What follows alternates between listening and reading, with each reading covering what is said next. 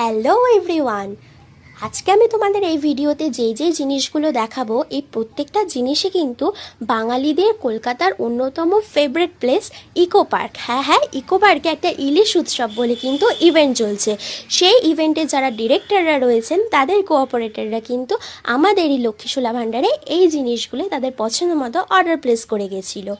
তো প্রথমেই তোমরা দেখতে পাচ্ছ এখানে একটা ইলিশ উল্লাস বলে লেখা রয়েছে। এই লেখাটা কিন্তু পুরোটাই 1.5 ইঞ্চি মোটা সিটের ওপর থার্মোকলের সোলার সিটের ওপরে কিন্তু পুরোটাই সিলভার জরি দিয়ে কভার আপ করা হয়েছে। কারণ ইলিশের গায়ের রং যেহেতু রূপোলি রং, তাই সেই কথাটাকে মাথায় রেখে কিন্তু এই লেখাটাও পুরো সিলভার দিয়ে করা হয়েছে। আর তারপরেই দেখতে পাচ্ছ পাঁচটা ইলিশ মাছ। আরে না, সত্যিকারের নয়, কিন্তু হ্যাঁ, যা সুন্দর করে তোমার নিখুঁতভাবে এটা পেন্টিং করা হয়েছে তাতে কিন্তু দেখে মনে হচ্ছে এটা সত্যিকারে, তাই না? আর তারপর যে